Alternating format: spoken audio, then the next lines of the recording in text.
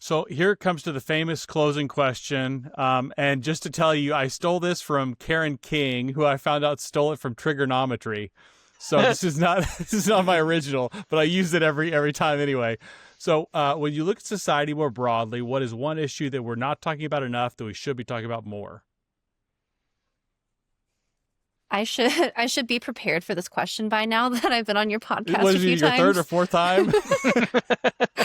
Um, well, I think like in the context of social emotional learning, I'll just say I think it would benefit people and especially Christians, but truly everybody to just like learn a little bit about theosophy and like the difference between like theosophy and theology. So like the United Nations kind of weird like cult basically that like the religious cult that I would like say the United Nations kind of is broadly theosophical. And so it's like a very different thing than what most people understand to be religious. It's very like a cult. And so like it does precisely what we've been talking about in terms of like using dual language, using like your values to get in the door and then switch it underneath you. And so I think it would benefit people to just be mindful of this like broad kind of I don't know if I would call it a religion, like this broad like um force that's kind of like gone on. So like if you think about the history of Western civilization, you have faith and you have reason. And then you have this like third force of Gnosticism, like theosophy, kind of like underneath both of them. So I think it would benefit people to learn more about that and be aware because I do think it has a relationship to social emotional learning and like the Fetzer Institute and things like that. Oh, easy porn. Wow. Okay, I've had a couple people say porn. Tell me more about that. It's number one. And you're a marriage and family therapist, so that's even more interesting. Well, yeah, it's my primary clientele is related to this issue. So, porn has completely changed everything because we become observers. Okay, like completely observers, and to the point where I have many clients at 20 with erectile dysfunction, right? Um, one of my hypotheses, like in Pornhub, one of the top categories has now become transgender. That was not the top. It used to be always like incest, step dad stuff. That's always kind of stayed at the top. But what has happened now, if you think about our parents, like my dad or whatever, he ejaculated to looking at a picture of a female. So he got off 1,000 times to boobs and a vagina. So now we have kids who have gotten off 10,000 times to seeing a penis and a vagina. So now I don't get off anymore if I don't see both of those things. So number one is they have to have sex where they're watching themselves. So the like observer, the BDSM is very observer, not connected. Observer self, they don't even know what it feels like. Like the actual feeling of a vagina is very terrifying to them because it's desensitized. They're completely desensitized. Women and young girls, I mean, a lot of this gender dysphoria is they're rejecting their being a sexual prey. I mean, kids are so scared of arousal that they think that is something you don't like. I don't want to be aroused. So I think a lot of even the bisexual tendencies are coming from men are arousing me. Anxiety is bad instead of realizing anxiety is excitement. It looks the same way under an MRI machine. But pornography 100% is low energy. If I don't need to go out there and find a mate, like it is giving me everything that I have. The terminology, a woman can smell desperation. Yes, a woman knows when you have jerked off and we smell it and then we're not interested.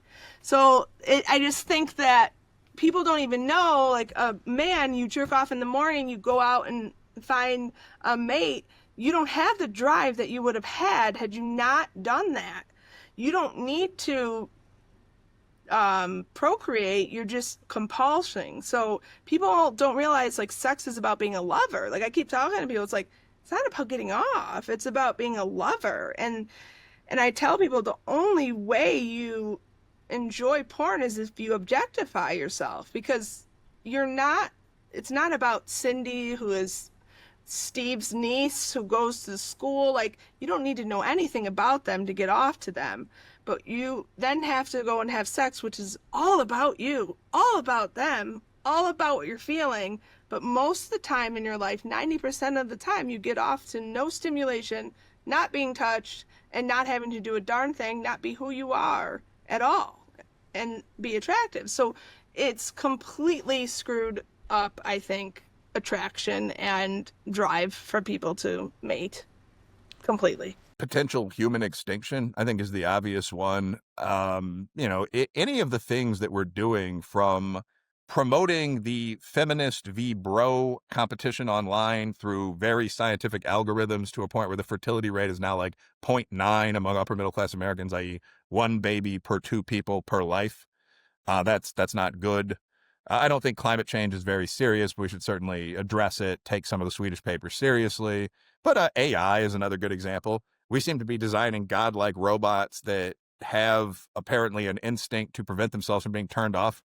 I'd be very curious about what checks Elon Musk and Bill Gates, who I love, but who don't strike me as the most mature men in the world, what checks exist on those. I don't want to see a lot of naked girls from Grok Imagine. I want to understand that this will not take all jobs. So, I mean, there are all these tools that we seem to be playing around with that are potentially world devastating, even nuclear bombs.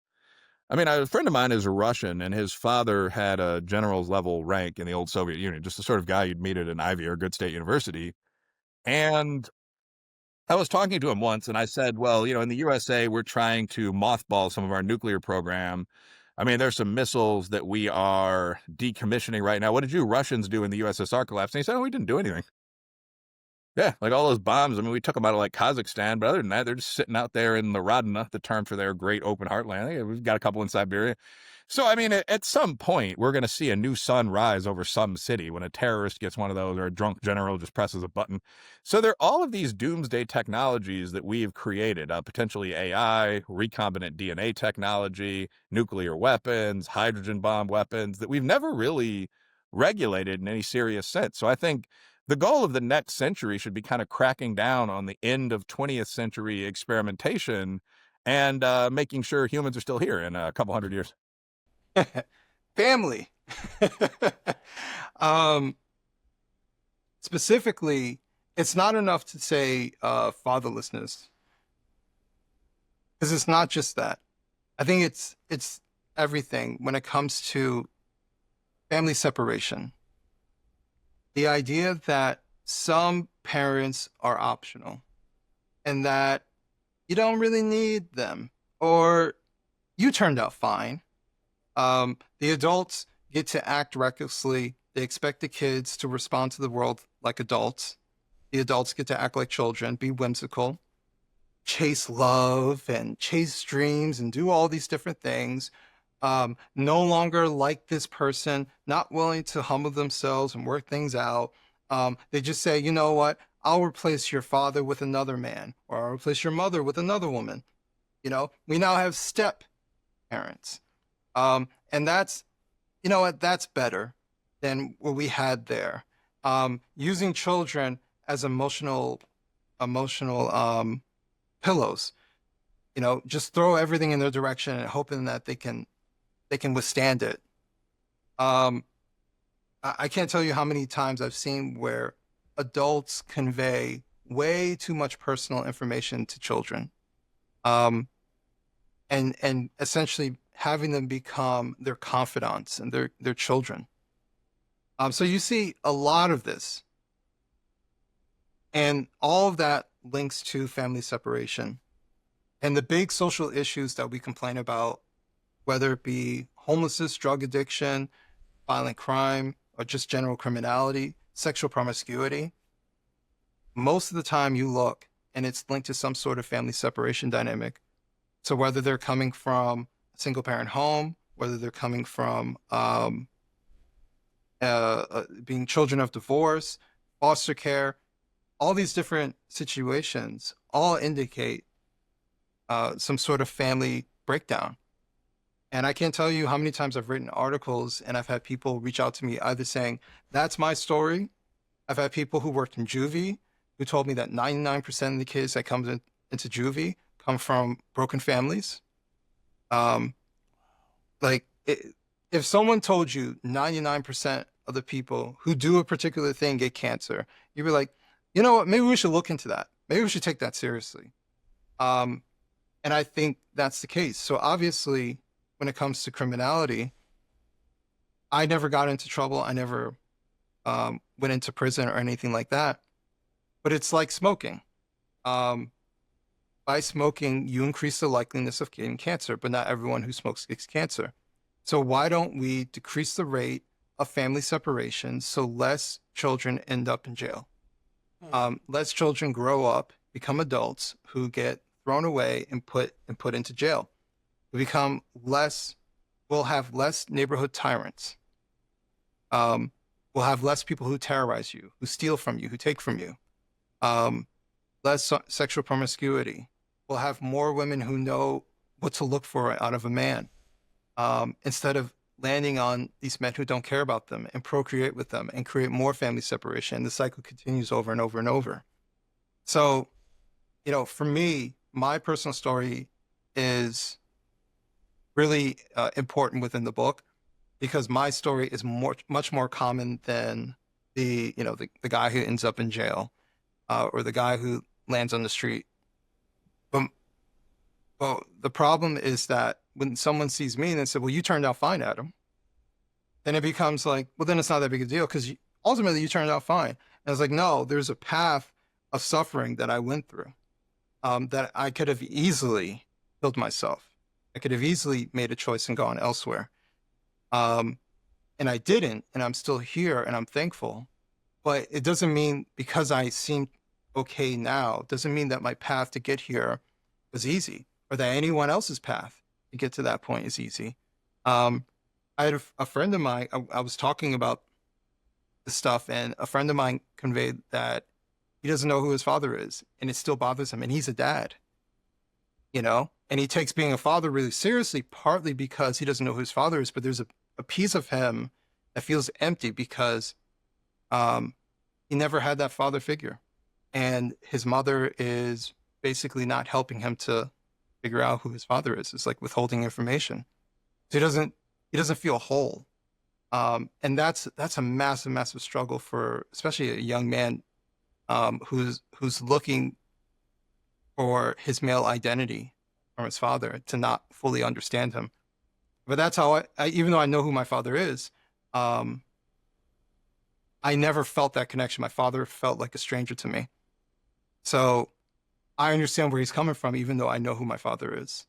So there's a lot of pain, a lot of hurt, a lot of excuses and distrust, a lot of rationalizing of bad adult behavior because it benefits the adults at that moment. They don't have to be accountable. Everyone just does what they want to do, and YOLO, you only live once. But what about the kids? Because the kids don't get to make any sort of choices. Whatever bad decision you make, guess what? Your kids come along with you. So, just because your kids survive doesn't mean they're thriving. And I think sometimes we confuse the two. Oh gosh. So I think when I was asked that last, I mentioned the woke right. And I think that we're increasingly getting to the point that we're talking about the woke right, but I think my answer is kind of the same. And especially for Christian and maybe more conservative audiences, this is something that you need to be aware of, particularly if you have children, teenagers, young people in your life, and the ways that they might be being misled, especially on the internet and through culture, down a path that they would otherwise not want to go down. And just being mindful of that. And for religious leaders and older people in churches and things like that, that you can, this is an opportunity for discipleship that people really need. I'll reiterate in answer to that question, Ryan, what I said earlier, which was we're not talking enough about the bureaucratic, nasty, heavy, barbell of a weight that is also tipping our education system in a dangerous direction of collapse. And but the idea that Katie addressed around that when we were talking about it earlier is a really sound one. We need to decrease bureaucracy. Decreasing bureaucracy and increasing local control will help resolve a lot of those kinds of issues. And we have to resist the impulse to centralize control when things go awry. And we need to increase our differentiation with regard to those things. And we need to deal with problems on an individual basis more often than we do, because individuals are individuals and individual communities are individual communities, and solutions that work in Austin do not work in Aspermont, or other places that are small like that. We if for no other reason, then the people who have to enact those solutions have to have ownership of them.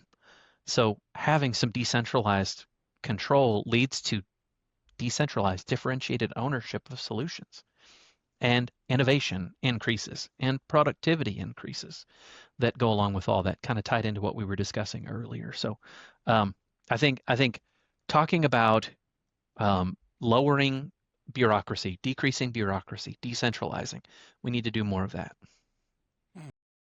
I particularly had a lot of issue, and I still do, and you're probably going to hear this a million times, but the gender situation, I think, is a really big problem, because I'm seeing little kids that are coming home from school and telling their parents, my teacher tells me I can choose whether I'm a boy or a girl. I'm watching people, my husband's friends' children, that are transitioning at the age of 8, and the parents are supporting that. I'm watching, I run another support group now too, but there's somebody in there having a really huge issue with the mom is supporting the transition, the father isn't. So now they're divorcing over this. I just don't think people realize that it's really taken over a big part of their society, and it's filtered into the schools. And I think it's not being looked at. I think people look at it as a phase and you'll just come out of it. But I don't think it's a phase. I think some actual work has to be done on a bigger level for us to protect the kids, because the kids are going to be running the show one day. And I don't know what kind of, adults they're going to become in the current situation that we're in.